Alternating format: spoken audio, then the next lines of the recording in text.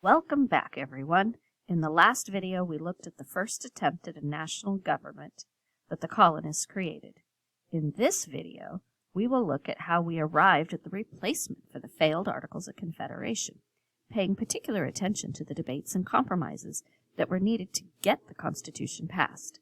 And in the next video, we will look at the new Constitution itself. In the last video, we saw how there were several attempts by representatives of various colonies to address some of the major weaknesses of the government created by the Articles of Confederation, and how Shays' rebellion really pushed the colonies into attending the Constitutional Convention. It is important to know that the 55 men who participated in the convention generally represented an elitist point of view. They were far wealthier than the average American and tended to be very highly educated for their times, even above the fact that Americans were generally better educated than people who lived in Europe in the first place. Many of them had been members of the Continental Congress or the Confederation Congress. Many of them had participated in writing their state constitutions. Several even signed the Declaration of Independence or had other government experience. Some of the well-known participants of the Revolution were present, including Benjamin Franklin, George Washington, John Dickinson, and Alexander Hamilton. Others were not, either because they were away on government business, for example, John Adams was minister to Britain, Thomas Jefferson was minister to France, or they did not participate by choice or because they were not chosen as delegates, like Patrick Henry, Samuel Adams, and John Hancock. The purpose of the convention had been to revise the Articles of Confederation, but since one state, Rhode Island, had not sent any delegates at all, fearing an increase in federal power, that would prove to be impossible, since all 13 would be needed to approve any changes. The delegates then decided to come up with an entirely new governmental structure. It was not too difficult to come up with the division of powers into a legislature, an executive, and a judiciary, as the states all had similar divisions. Some of the biggest issues, though, were more along the lines of how much power each would have and how their power would be checked. Several plans for the basic structure of the Congress were proposed, with the Virginia Plan, developed by James Madison, being used for the main framework, which called for a two-house Congress with apportionment based on population. An opposition plan, keeping the vote based on equal representation of the states, was suggested by New Jersey delegates, since they viewed each state as equal and independent. In the end, a series of compromises, called the Connecticut Compromise or the Great Compromise, formed by Roger Sherman of, you guessed it, Connecticut, basically blended the two plans as to how it applied for apportionment in the House would be based on population, and the apportionment in the Senate would be based on equal representation. This debate over apportionment and representation actually represented about half of the overall time that the delegates spent creating this basic government framework. Another major issue was the issue of slavery, since population was going to be used to determine representation in Congress. How would slaves be counted? This hadn't been a problem under the Confederation Congress, since each state had a vote. But slaves represented about 1/5 of the overall U.S. population, which was about 4 million people total by this point. But 90% of slaves lived in the southern states. As of the writing of the Constitution, only some states in New England had abolished slavery completely. Other northern states would soon be following through, though. Southern states wanted their slaves to count for purposes of representation, but not for taxation. Pro-slavery delegates wanted slaves to be fully counted, since they wanted to boost their pro-slavery contingent in Congress, but didn't want to pay any excess taxation for that privilege. Those delegates who were the most anti-slavery held that slaves should not be counted at all in the rule of representation, because it mocked the very principle of representation to think that the human chattels of slaveholders should be used to place more slaveholders in government. If anything, northern states wanted slaves counted for taxation, but not for representation. A compromise, the 3/5 compromise, was reached to take the interests of both regions into account, whereby slaves would be counted as 3/5 of a person for both representation and taxation. If slaves had been wholly excluded from the count, as anti-slavery forces wanted, the slave states would have had 41% of the seats in the House. If slaves had been counted on par with free inhabitants, as the pro-slavery forces wanted, the slave states would have been at 50% in the House. The 3/5 compromise put them at 47%. Clearly a Southern influence, but the House would, from the very beginning, always have a more northerly influence. The Senate would be equal in terms of North-South representation.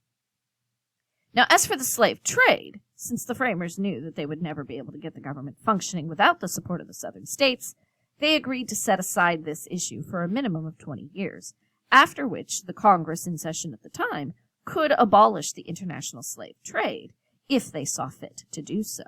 And they did in 1808. Other compromises had to be reached to balance the interests of both the North and the South. The commercial compromise is another one of those. Northern states, which were beginning to see increases in manufacturing, didn't want competition from cheaper European competitors. Southern states feared that tariffs would largely affect them, as they had few cities and conducted much of their trade abroad. They were also worried that potential taxes on exported staple crops would make it difficult for them to sell those crops on an open market. So the compromise allowed for the collection of a tax or a tariff on imported goods, but specifically banned taxes on exported goods. The powers in the election of the executive was also an issue. One suggestion by Alexander Hamilton had been to have the chief executive chosen for life.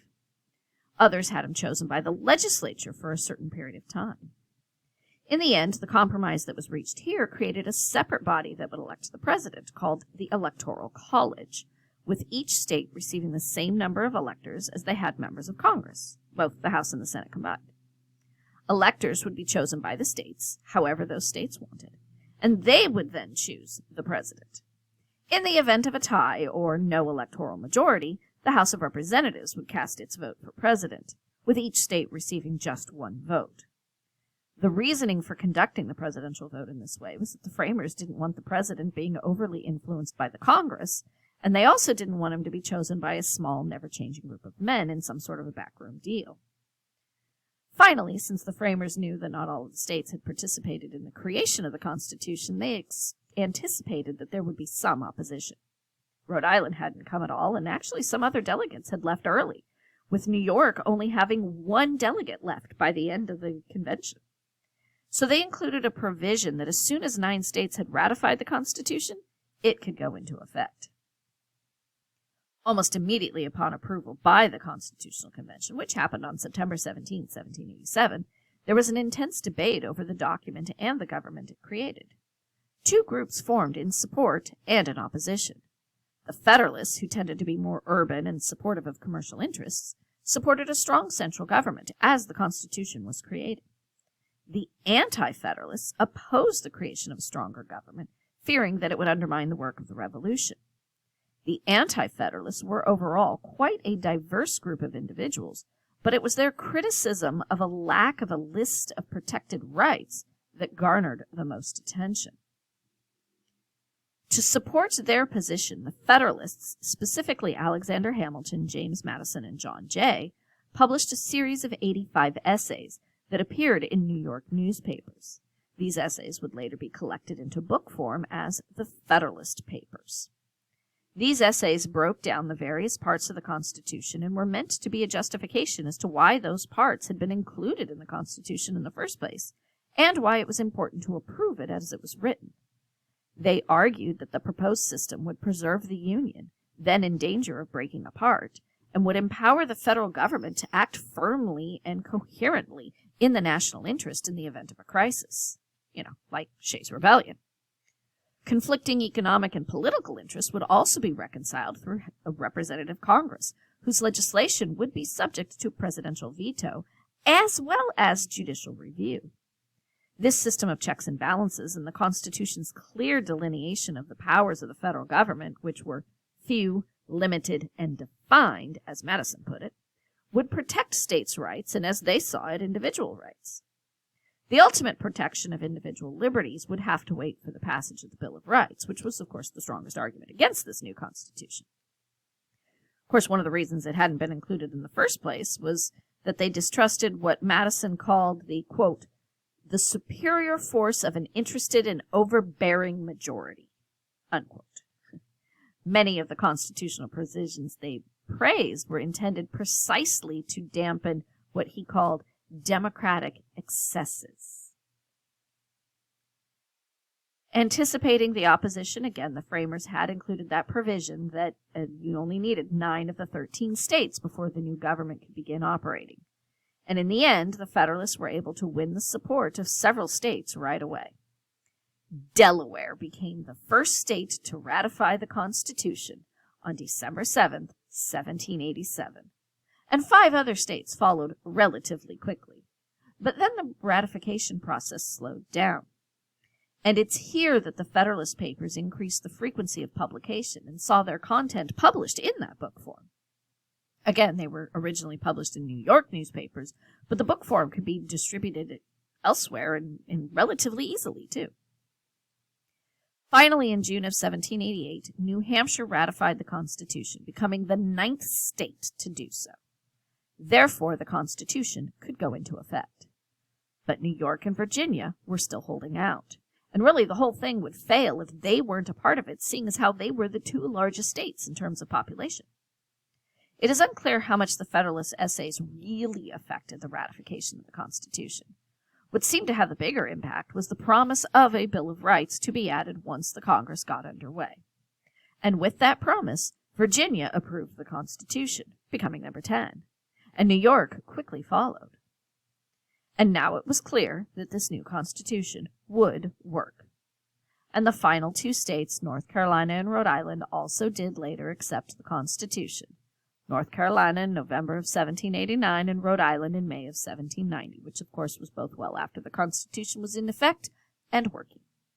And so there you have it. That's what you need to know about the debates about the Constitution, both during its creation and during the ratification process. So we'll look at the content of the document in the next video.